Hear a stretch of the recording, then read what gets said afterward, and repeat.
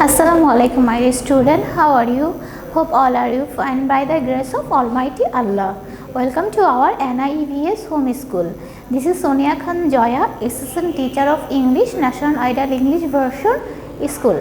Now I am going to take Bangladesh and Global Studies class for the student of 5 class student, and our today's topic is chapter 2. Topic 1 and 2 discussion. So student, look at the board. I am saying again, our today's topic is chapter 2, topic 1 to discussion, and lecture number 5 and homework number, lecture number 7 and homework number 5. So my dear student, let's start our today's topic. Look at the board student, class 5, subject Bangladesh and Global Studies, chapter 2. Chapter 2, topic 1, British rule. Topic 1, British rule. What is the name of the topic 1? The Battle of Polashi 1757. The Battle of Polashi 1757.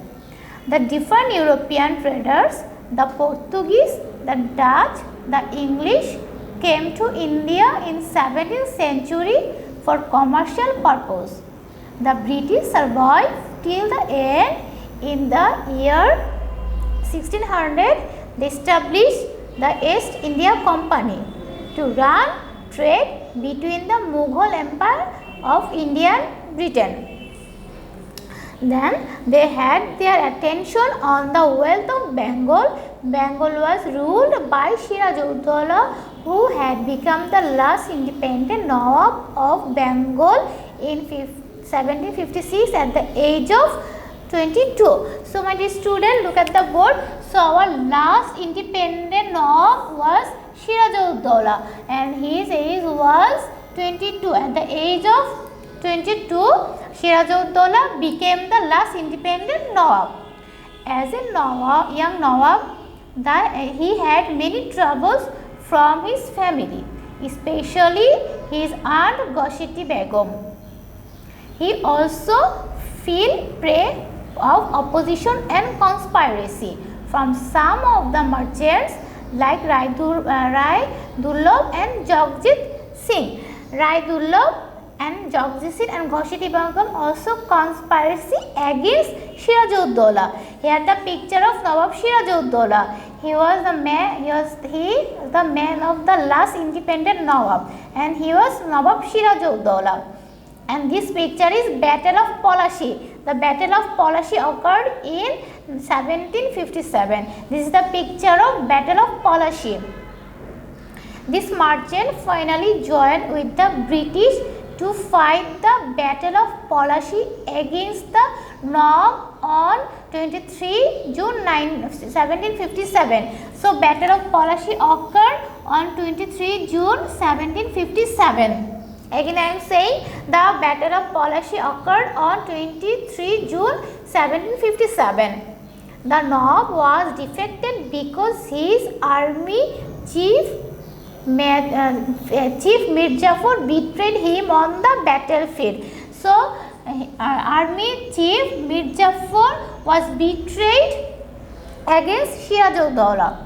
The Nawab was later murdered. This was the beginning of the nearly 200 years of British rule from 1757 to 1947. So this is the 200 years of British rule. 200 years of British rule from 1757 to 1947. So British rulers ruled this Bengal 200 years from 1757 to 1947. British rulers ruled in Bengal. Now the Nawab had to face conspiracies against him from 3 sides. The names of the 3 sides are mentioned in the given diagram. British traders, Nawab families, local merchants and British traders. Nawab families, local merchants and British traders, they had to conspire against Nawab. Okay girls, okay students. Now here is a question: when did the Battle of Polashi take place? So our answer is D, 1757. 1757 Battle of Polashi took place. Then this is chapter 2 topic 2. What is the name of the topic 2? British rule in Bengal. British rule in Bengal.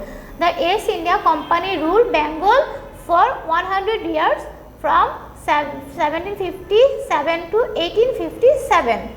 So, East India Company ruled Bengal 100 years from 1757 to 1857, which is known as the Company rule. So, this time is called Company rule. Bengal came under Company rule with Robert Clive as the first governor. So, Robert Clive as the first governor of the East India Company. Lord Clive as the first government of East India Company. After 100 years of company rule in 1857, the Sepoy Mutiny occurred against the company's policy and exploitation. Though the British suppressed the revolts, they could not continue to rule like before. The British Queen took the rule of the whole of India, including Bengal, in her own hand, abolishing the company rule in 1850, which continued till 1947.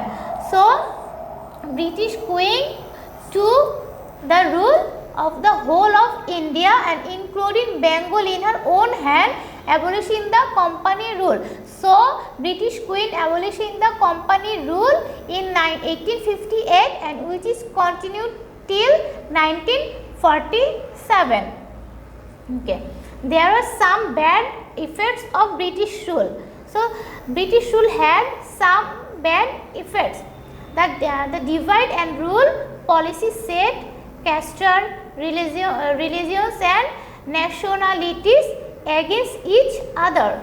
The local economy was run down, so the craftsmen became unemployed, farmers became poor, which brought famines in Bangla, etc. The Chapter-2 Monontor in 1770.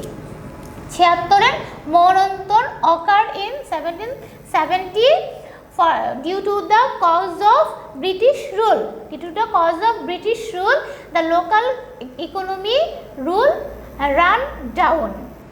Craftsmen became unemployed, farmers became poor, and which brought a feminist Chapter-2 Monitor in 1770.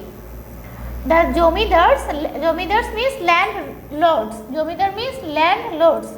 The Jomidar landlords became very rich and most of the people of Bengal became poor. So, Jomidars became very rich and most of the Bengal people become poor. There are also some good effects of British rule. So, everything had bad side and good side. So, British rule had also bad side and good side. What is the good side of British rule? We know that education was encouraged by establishing new schools, colleges, universities and printing press. Okay, so British ruler established new schools, colleges, universities and printing presses. Transport and communication were improved with better roads, railways and telegraph. So, transport system and communication are improved with better roads, railway and telegraph. The combination of education and communication lead to the Bengal Renaissance of the 19th century. So, Bengal Renaissance occurred in 19th century when the education, literature and scientific knowledge developed. When education, literature and scientific knowledge were developed and Bengal Renaissance occurred on 19th century.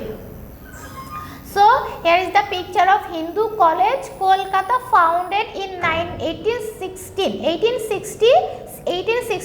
It was established by British ruler. Here are 4 significant Bengalis who helped start the Bengal Renaissance. Find out which of them did. First one is Raja Ram Mohan Roy. Second one is Ishwar Chandra Vidyasagar, Nawab Abdul Latif, Sayyid Mir Amir Ali. They four were start Bengali Renaissance and do many cultural, educational, scientific development. So, complete the sentence with the suitable words. The East India Company governed Bengal for 100 years from 1757 to 1857. So, this student, your homework is SW number 5 and your SW 6, fill in the blanks. Chapter 2, topic 1 and 2. From this topic 1 and 2, you will do 6, fill in the blanks. So, my dear student, I hope all of you have understood today's topic and do your homework. See you again, inshallah.